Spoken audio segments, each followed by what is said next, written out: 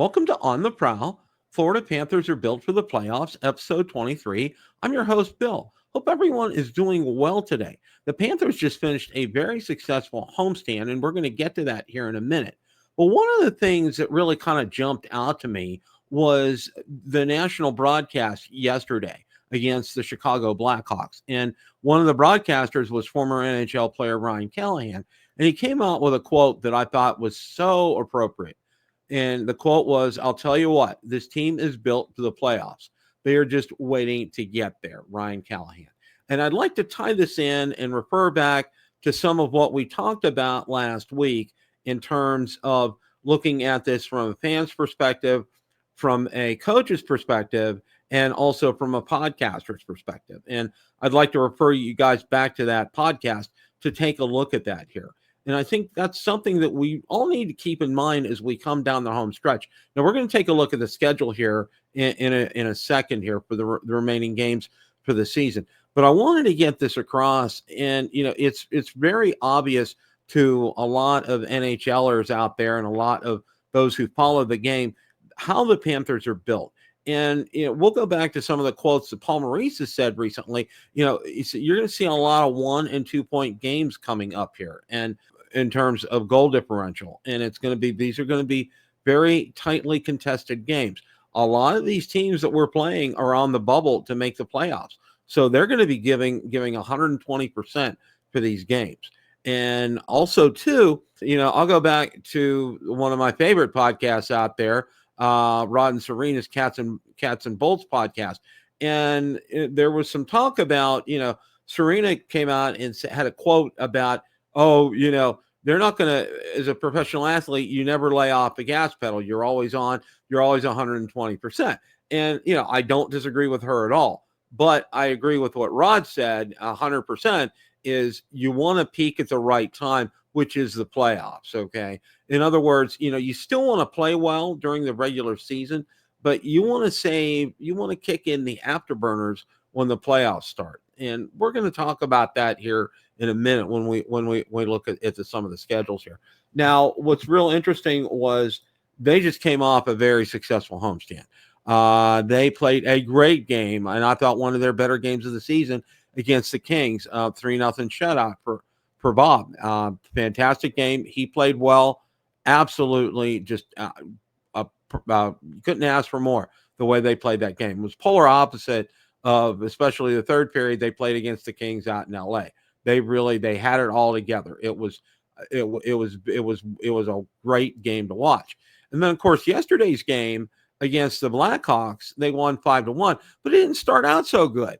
In the first 7 seconds, the Blackhawks scored and made it 1-0, and it was like first of all, that was the fastest goal to open a game for the Blackhawks in their team history, and they've been around since 1924. So that tells you something right there. It's it really was, and I'm like, oh my gosh. But then after that, 7 seconds into the game, for the rest of the game, it was all Panthers. There was just no questions asked. They totally dominated. They spent time down in Chicago's zone. Relentless on the forecheck yesterday. Bob looked good after that, giving up that first goal. It was really kind of one-sided. And then today's game against the Islanders, okay, they jump out to a 2-0 lead against the Islanders, and then all of a sudden in the second period, the wheels fall off. The Islanders pull ahead 3-2. Everybody's looking like, what's going on? And then in the last, I think, minute 17 or so time frame, near the end of the second, the Panthers tied it, and then the Panthers went ahead. And then in the third period, they kind of turned the afterburners on, and they ended up winning the game 6-3. Now, there were some milestones that happened during these past few games here. Of course, tonight's milestone was Dmitry Kulikov played in his 1,000th NHL game, and they had a very special ceremony for him at the beginning of the game. The players wore Kulikov T-shirts, and then at the beginning of the game, they all wore Kulikov jerseys during warm-ups. And those jerseys are available for auction if you're interested, so go to the Florida Panthers website to check that out. Yesterday, Paul Maurice got his 900th win. That is amazing. He's been an NHL head coach for 27 years. I think he's like number 3 on the list with with Scotty Bowman. He's like ranked right up there. So a hearty congratulations to Paul. Outstanding accomplishment. And I've said this before, and I'll say it again. You are the best head coach in the NHL, and you are perfect for the Florida Panthers, bar none. Absolutely bar none. And then tonight, Carter Verhaeghe with a hat trick. He has been, I want to say this, and I agree with Goldie. I think he talked about it tonight, and Randy tonight on the broadcast. He's kind of been, he's been working so hard and been snake bit and just hasn't found the back of the net. Well, the past 2 games, boom. And tonight he had a hat trick as well. So that's so good to see that. And it's so good to kind of put the naysayers, especially to him signing that new contract. He's definitely worth the money. And again, we're going to talk about the playoffs coming up here in a second. And then Sam Reinhart. I mean, what else can you say about Sam Reinhart? NHL Public Relations put this out, and he's 11 days from playing in the Four Nations tournament for Canada. First in club history with 4 straight 30-goal seasons, and 1 goal from tying Pavel Bure on the Florida Panthers career goal list. I mean, wow. Wow, 4 seasons. All he's accomplished with them. And, it just never ceases to amaze me. Anytime he's out on the ice, he has the potential to score. And, they're starting, things, and there's indications to me. I think they're starting to pick this up because, one of the comments lately has been, we're seeing the Panthers win 1, lose 1, win 1, lose 1, win 1, lose 1.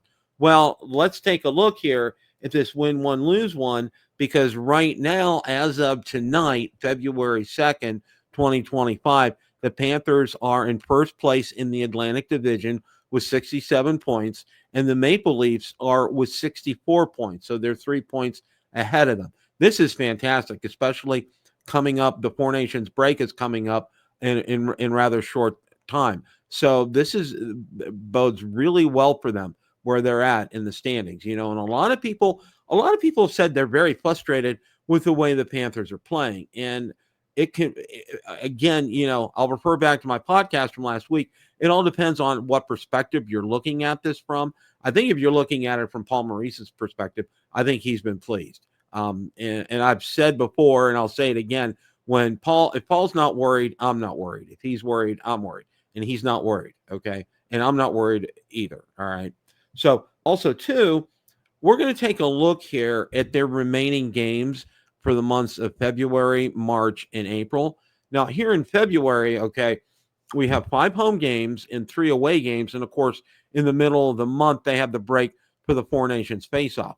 Now, this week, they of course, they beat the Blackhawks yesterday 5-1, and the Islanders 6-3 today. They have a very tough contest coming up on Tuesday night against the Capitals. The Capitals, they've surprised me. I thought they were left for dead, but no, they are not. They're playing well, and they're definitely, they're nip and tuck within the Eastern Conference race with the Panthers. They're just barely ahead of them, but it's going to be a great game. And of course, Alexander Ovechkin and his goal chase, we're going to see all that. And that's going to be on Script Sports on ESPN Plus. So look forward to that on Tuesday. On Thursday, they have an away game against the St. Louis Blues. And then Saturday, they come back and they play Brady Tkachuk and the Ottawa Senators, who are playing very well this season.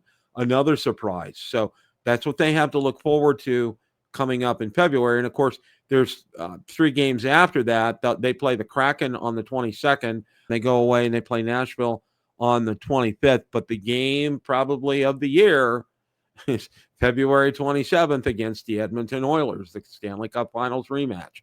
And they were lights out against them when they went to Edmonton. So let's see how that game turns out. So now we're going to go ahead and take a look at the month of March here. Now in March, the Panthers have 7 home games and 6 away games. Now what's very notable here is that these 6 away games are all together here, and it starts on March 11th and it goes through March 22nd. So they have an 11-day road trip. So technically, this is their longest road trip of the season. But what's nice about this is, if you look, these are all Eastern teams here, okay? Playing Boston, Toronto, Montreal, the Islanders, the Blue Jackets, and then the Capitals. But these are all, again, in the Eastern time zone. The Panthers don't make any more Western trips. They are done with them for the year. So that bodes very well for them. And then they have 3 games, and they finish up one game against the 23rd on the Penguins. Then they play Utah on the 28th. And then on the 30th, they play Montreal. And Montreal's not been a slouch either. They're currently trying to fight for a playoff wild card spot as well. So I mean, it's going real good guns for them. All right. Now in April here, all right, they have 4 home games, but 5 away games. Very last game of the season, it's on April 15th against Tampa Bay in Tampa Bay. There's no time. There's no time to rest. They have to be very focused and ready here. And I think is we're talking about this, and I'll go back here in the March and April kind of time frames. This is when you really kind of want to start to make the push here and to start to turn on the afterburners. And I think the guys, they're starting to get that message now, which is a good thing. And they have a break. And a lot of people don't want to call it a break, but I'm calling it a break for the Four Nations face-off. And it's good for it's good for the guys that have made that, especially the 8 Panthers that are going to represent their countries in the Four Nations face-off. Congratulations to all of them. But I think especially for the players, they're going to be sitting at home. They're going to have some time to rest and recoup from that. And one of the other things that I think we talked about last week, and if not, I'm going to bring it up again, is the fact, remember, the Panthers have played a lot of hockey the past 2 years, probably more hockey than anybody else has. And I think this rest and this break will be fantastic for them. I think it will recharge their batteries and get them going. And I think, maybe even in March, start turning on the afterburners a little bit, because we'll go back to what Ryan Callahan said, that they're built for the playoffs. Now, one of the other things, and I think we're going to talk about this on an upcoming podcast, there was just a couple more blockbuster trades that have gone on, the Rangers, the Canucks, the Penguins and the Canucks, they made some pretty significant deals coming up here to try to help their chances, especially for Vancouver. Pittsburgh's not going to make the playoffs this year. But the Rangers are trying to make a surge and trying to make a statement here. They got JT Miller back. Is Zito going to pull the plug here? We hope so. And especially lining up. And I think one of the things we're going to cover next week, and I kind of wanted to do it this week, but then the NHL has also increased its salary cap space. And I put out there on Twitter, I said, Bill Zito is licking his chops, and he is going to have a field day. I think he's really going to bolster the Panthers. And I think you're going to see, he'll make a move or two. You can count on that. But it's going to have to be, number one, it's going to have to be beneficial to the team, and who we give up is not going to have to be detrimental to the team. And it's going to have to fit in. So, I mean, look at last year, what he did. Just absolutely stellar. Okay. Just absolutely stellar. So we'll see where that ends up. But I think more often than not, he will versus not. So we'll see that. So again, the Panthers have that schedule coming up this week. Then the Four Nations face-off is coming up. And then they're going to have, a lot of the players that aren't playing are going to have a nice break here. So that's what we have for today for this podcast. I want to thank you guys so much for stopping by, for tuning in, also for subscribing. You guys have been fantastic with that. Keep up the great work. And again, this podcast is also out. We're out on Spotify. We're out on Apple. We're out on Podbean.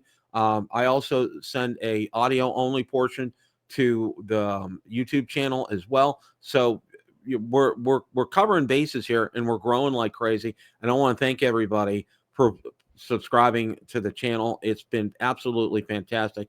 And as always, guys, it's a great day for Florida Panthers hockey. Time to hunt.